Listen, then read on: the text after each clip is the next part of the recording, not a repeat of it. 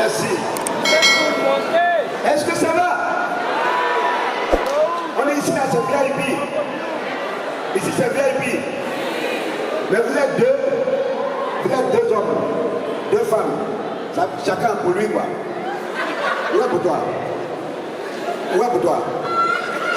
Là, tu l'as mis loin là-bas et pour vous regarder. Ça veut dire que c'est pas pour toi. C'est pas pour toi. Caméra, filmez, filmez. Filmez. On va voir ça à la télé. Voilà. Ça, je prends à la maison, mon ami. Est-ce que ça va ici? Ça va ici? Ça va bien? Ça va derrière? Petit? Hey! Ça va? Viens.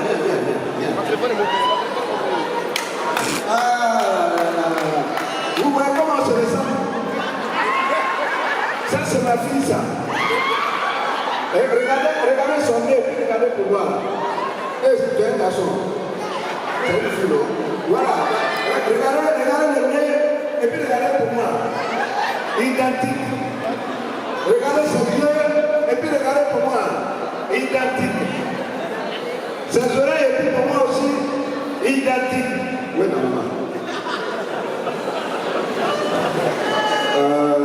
C'est elle qui est là. On se connaît? On se connaît pas? Comme monsieur est là, tu ne peux pas dire qu'on se connaît. Et s'il y a dit quand même des mots dans le film, les paparazzi là, allez vous asseoir. Vous les paparazzi là, allez vous asseoir. Parce que là, quand c'est comme ça, moi je ne tente pas à gifler. Est-ce que ça va? Là, est-ce que ça va ici? VIP, est-ce que ça va? Les VIP là, quand eux, ils ne font pas trop de bruit, hein. Même quand ça fait il dit, et puis c'est fini. C'est ici, on s'éclate. Là, on s'éclate. Bon, ça va bien? On va faire une chose. On est divisé en 3 groupes. Il y a un groupe là. Attendez, je vais monter. Et puis on va bien se distinguer. On va bien se gifler. Voilà.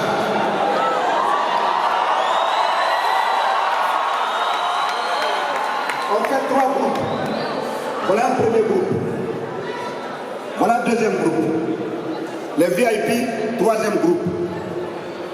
Donc, je dis, si tu ne fais pas attention, je vais te gifler. Vous répondez seulement, je vais te gifler. Et puis je vais vous noter. Si tu ne fais pas attention, 2 sur 10. Si tu ne fais pas attention,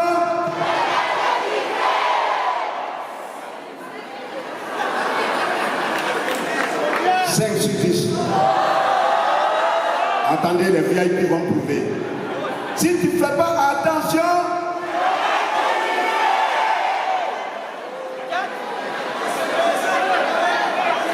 4 sur 10. Si tu ne fais pas attention, 6 sur 10. Si tu ne fais pas attention, 8 sur 10. Si tu ne fais pas attention, 1,5. Est-ce que vous êtes bien assis? Vous êtes bien assis? Moi aussi, je suis bien assis. Voilà. C'est chaud. C'est chaud. Est-ce qu'il y a des Camerounais dans cette salle? Les Camerounais voyagent. Là, on ne pense même pas les trouver là. C'est là ils sont. Il y a des Congolais? Ouais, ils passent partout. Est-ce qu'il y a des Ivoiriens? Depuis on a connu la guerre, l'Ivoirien a choisi de voyager. Ah, c'est grave. Voilà, en parlant de guerre, au temps chaud de la Côte d'Ivoire, c'est-à-dire au moment où on sentait la guerre venir. Ah, moi j'étais à Abidjan. On sentait la poudre de la guerre. et le camp Gbagbo qui se guettaient en chien de faïence. Donc ils ont fait un panel de discussion et de rapprochement des deux parties. On les appelle les médiateurs. Attends, on dirait qu'il y a un sorcier qui a mis piment dans mes yeux.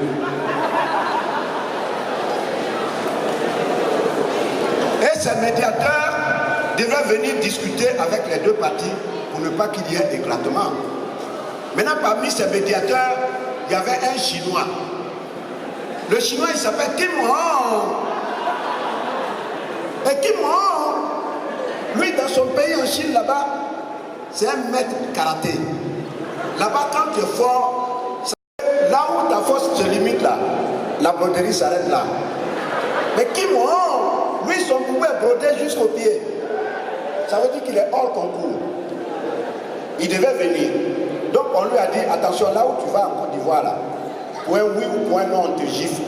Donc fais attention, il y a un gifleur professionnel là-bas. Lui, on l'appelle Go. Donc si tu vas, il faut lier amitié avec lui. Comme ça, tu es sous protection. Effectivement, Kim Hong, il arrive à Abidjan, et puis il allait élire domicile à Agogo, juste à côté de moi. Il m'a pris, il dit, Go, tu es mon ami. J'ai dit, ok. Moi, je m'appelle Go. Et toi? Il dit, Kim Hong. J'ai dit, ok. On sort un matin, on s'en va se promener. Je vais lui montrer aussi la beauté d'Abidjan. Dès qu'on est sorti, on est sur le boulevard. Il me dit, Gong, Gong, Gong. J'ai dit, on dit Go, c'est pas Gong. Go. Il dit, Gong, Gong. Ça, c'est quoi? J'ai dit, ça, c'est notre boulevard. C'est ça, le grand boulevard. Il dit, non, ça, c'est petit, ça. Ça, c'est trop petit. Chez nous, en Chine, là-bas, c'est grand, grand. J'ai dit, ah, d'accord. On continue. On voit notre palais de la culture où on fait le théâtre. Il dit, ça, c'est quoi? Il dit, ça, c'est le palais de la culture. Il dit, ah, ça, c'est trop petit, ça. Chez nous, en Chine, c'est grand, grand. J'ai dit, ah, d'accord. On s'en va. Voilà le stade. Le grand stade où il faut boigner. Il dit, gros, ça, c'est quoi? J'ai dit, c'est notre stade. Il dit, ah, ça, c'est petit, ça. Chez nous, en Chine, le stade, c'est grand, grand. J'ai dit, ah, d'accord. Donc, chez vous, là-bas, tout est grand. Chez nous, ici, tout est petit. Allons seulement. On arrive. J'ai dit, bon, lui, là, je vais le faire encaisser. Je l'ai fait rentrer dans le marché d'Ignam. Vous connaissez les Ignam? On est rentré dans le marché d'Ignam. Les plus grosses Ignam, là, c'est là-bas on est rentré. Il voit l'Ignam. Eh, bon, viens. Ça, c'est quoi? Il dit, ça là, c'est suppositoire.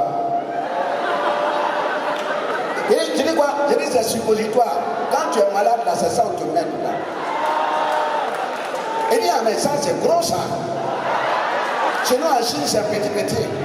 Il dit, ah, donc, vous prenez des fêtes aussi sauvages.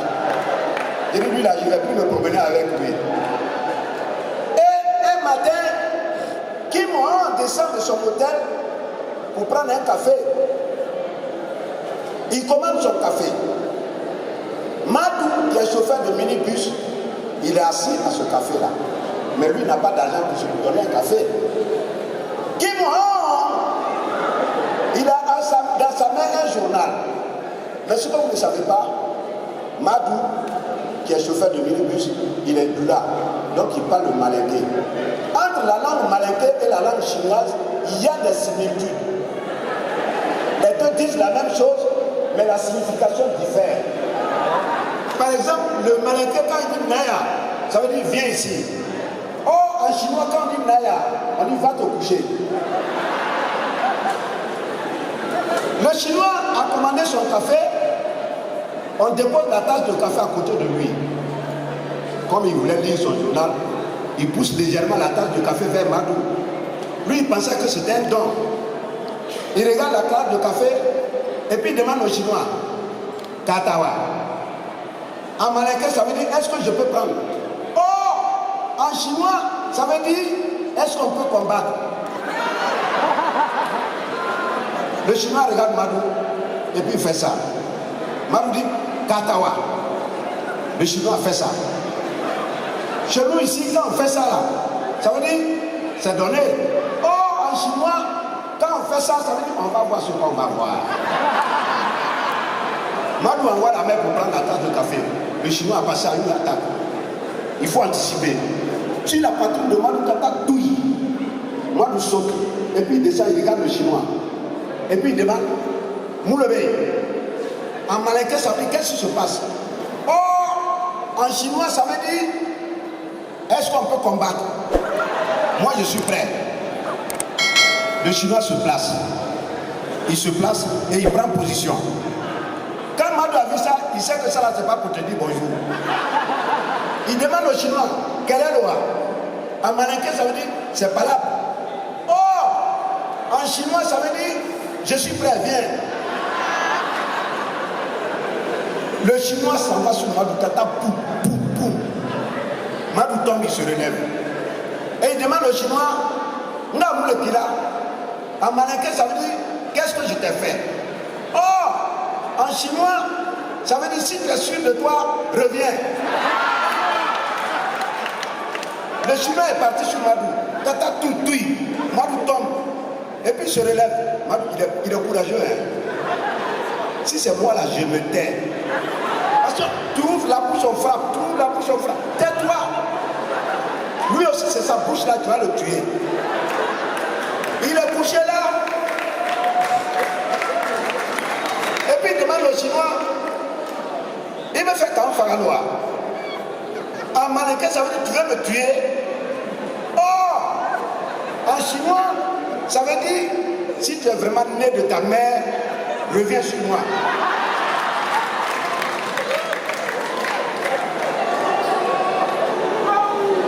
Non, il a giflé Madou avec son coup de pied. Tata, il a reçu des coups dans les potes. Sur place, Madou est mort. Il est mort. Maintenant, comme il est mort, il faut aller l'enterrer. Moi, j'étais présent. Comment toi, tu étais là-bas? Faut tirer en moi, je vais gifler ton oreille gauche là. Regarde Madou là, en douille. Macrocéphale. C'est moi qui te dis ça. 1000 fois macrocéphale. Donc, on allait l'enterrer.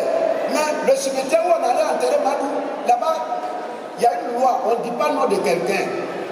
Si on dit ton nom là, tu meurs le lendemain. Malheureusement, il y a un petit de 5 ans qui nous a suivis. Lui, il ne connaît pas la loi. On rentre dans le cimetière, on enterre Madou. Le temps de quitter, Madou, il est derrière un monsieur. Il s'appelle Gabriel. Il dit, tonton Gabriel, Gabriel s'en va. Gabriel le contourne, il le suit. Tonton Gabriel ne veut pas répondre. Il sait que là où il est, là, il est déjà mort.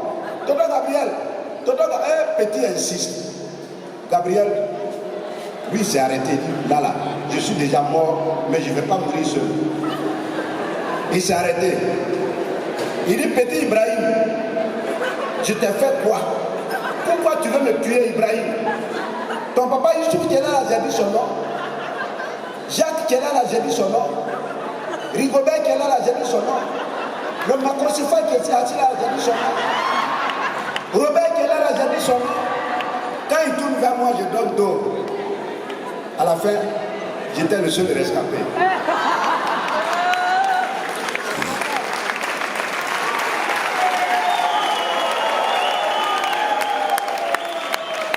Je me suis dit, quand c'est comme ça, pour remettre ta vie à Dieu. Donc, pour remettre ma vie à Dieu, il y a deux chemins. Il y a le chemin des catholiques et puis il y a le chemin des musulmans. Qu'est-ce que je vais choisir? Selon vous, je choisis quoi? Catholique? Moi, j'ai choisi musulman. Je choisis d'être musulman. Mais, ce que vous ne savez pas, c'est que ce jour-là, je suis allé voir l'imam. J'ai dit, l'imam, il faut me baptiser, je vais être un musulman. Il dit, assieds-toi. Il a enlevé tous mes cheveux, voilà ce que ça a donné. Quand il a fini de raser ma tête, il a récité ces versets du Coran, je suis devenu musulman. Et il m'a dit, bon, à la prière de 19h ce soir, il faut que tu sois là. J'ai dit, ok. Mais, entre-temps, Dieu a parlé à l'imam. Dieu lui a dit, ce soir, à la prière de 19h, quelqu'un va mourir dans ta mosquée.